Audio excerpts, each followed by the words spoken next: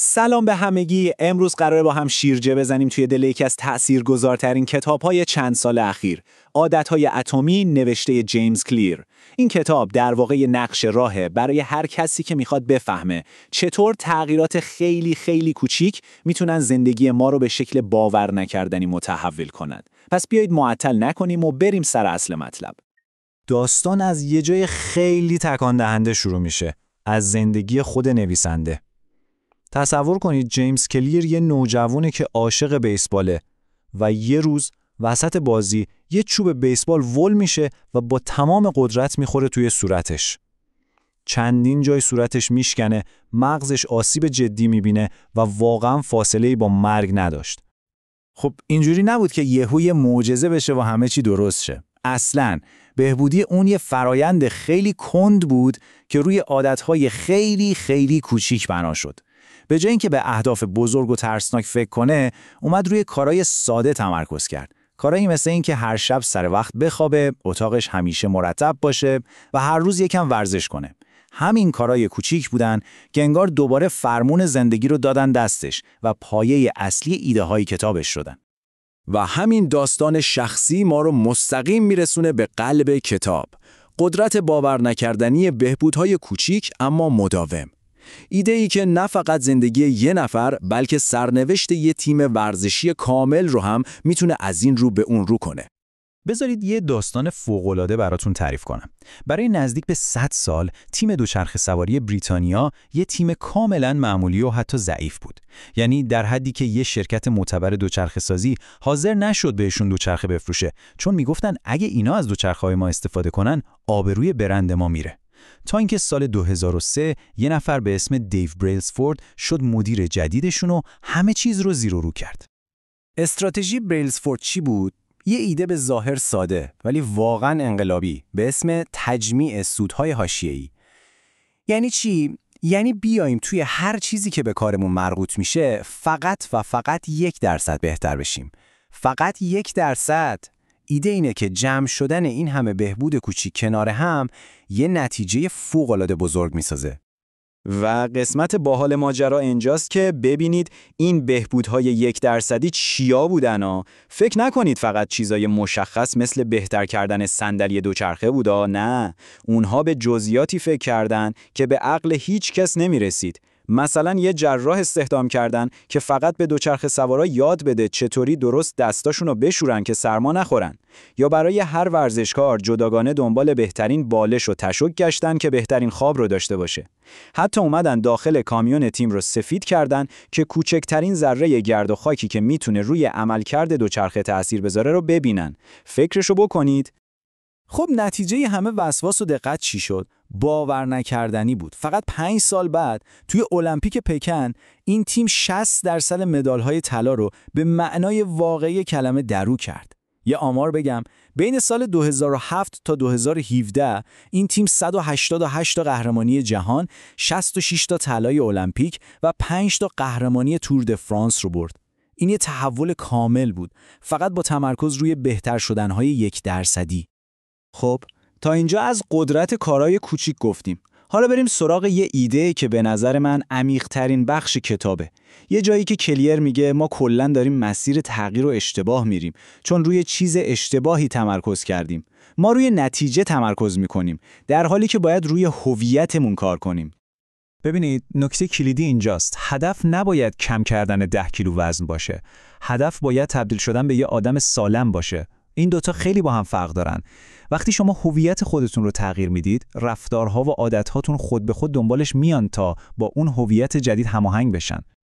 کتاب یه مثال فوق‌العاده در مورد ترک سیگار میزنه. فرض کنید یکی بهتون سیگار تعارف میکنه. 2 تا جواب میتونید بدید. یکی این که بگید نه ممنون، دارم سعی میکنم ترک کنم. خب این یعنی چی؟ یعنی شما هنوز خودتون رو یه سیگاری میدونید که فقط داره جلوی خودش رو میگیره.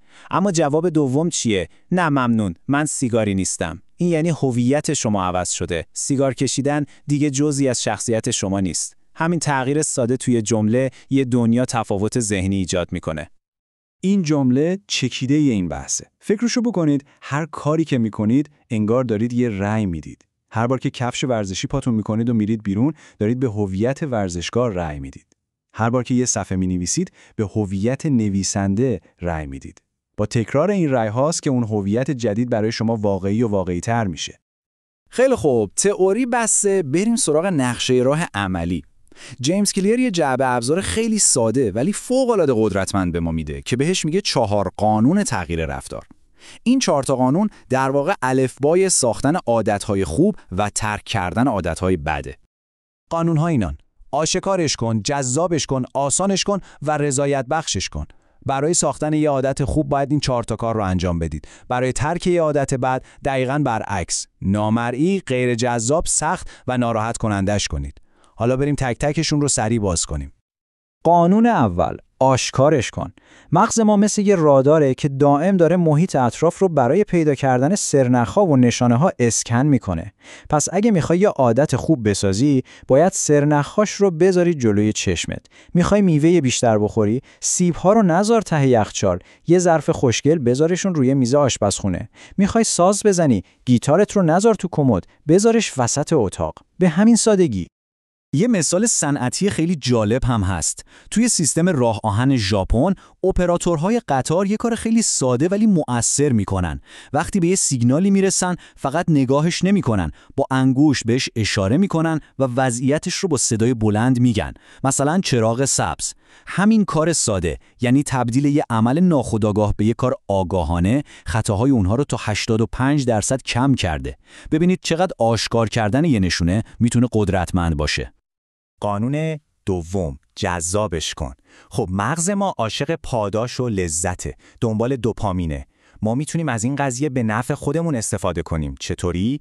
با چیزی که کتاب بهش میگه پیوند وسوسه.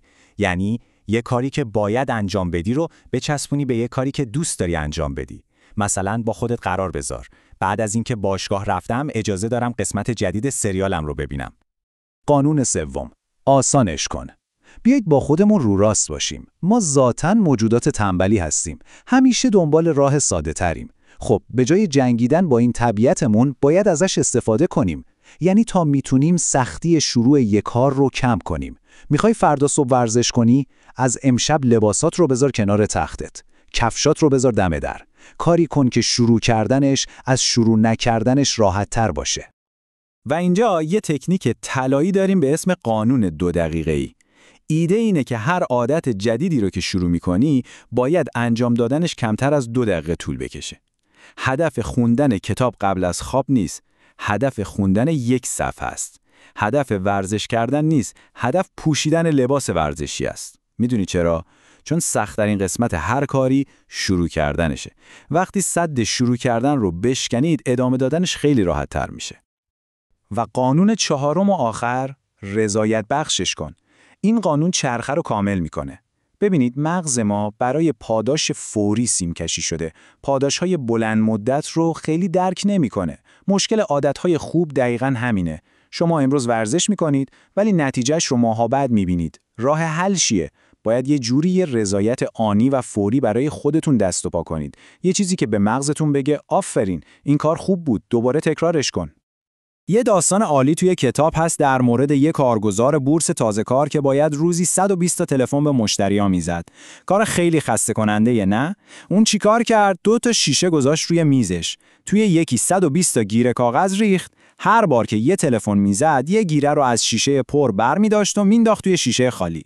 همین حرکت فیزیکی ساده یه حس پیشرفت آنی و رضایت بخش بهش میداد. میتونست تلاشش رو به چشم ببینه. و اما میرسیم به آخرین ایده بزرگ کتاب. ایده‌ای که شاید خیلی از باورهای ما رو در مورد موفقیت و هدف گذاری به چالش بکشه. کلیر میگه بچسبیدن بیش از حد به اهداف نه تنها کمک نمیکنه، بلکه ممکنه جلوی پیشرفت ما رو هم بگیره. ببینید فرق هدف و سیستم چیه؟ هدف اون نتیجه‌ایه که میخواید بهش برسید. مثلا قهرمانی. سیستم اون فرایندیه که شما رو به اونجا میرسونه. مثلا تمرین هر روزه. نکته جالب اینجاست که برنده ها و بازنده ها معمولاً هدفهاشون یکیه. هر تیمی که توی لیگ شرکت میکنه هدفش قهرمانیه. پس چیزی که آدم موفق رو از ناموفق جدا میکنه هدفش نیست، سیستمشه. و اینجاست که کلیر اون جمله معروفش رو میگه: شما به سطح اهدافتون صعود نمی کنید. شما به سطح سیستماتون سقوط می کنید. این جمله رو باید با طلا نوشت. پیامش اینه: انقدر به قله نگاه نکن. تمرکزت رو بذار روی ساختن یه مسیر خوب، یه فرایند لذت بخش. عاشق خود فرایند شو. نتیجه خودش میاد. یه سیستم خوب از بهبودهای روزانه خیلی خیلی قدرتمندتر از یه هدف دور و بزرگه. خب بعد از همه این حرفا برمیگردیم به یه سوال خیلی ساده و شخصی. از خودتون بپرسید اون عادت 1%، اون تغییر کوچیکی که میتونید همین امروز شروع کنید چیه؟ لازم نیست دنیا رو جابجا کنید. فقط یه قدم کوچیک بردارید. یه رأی با اون آدمی که دوست دارید باشید.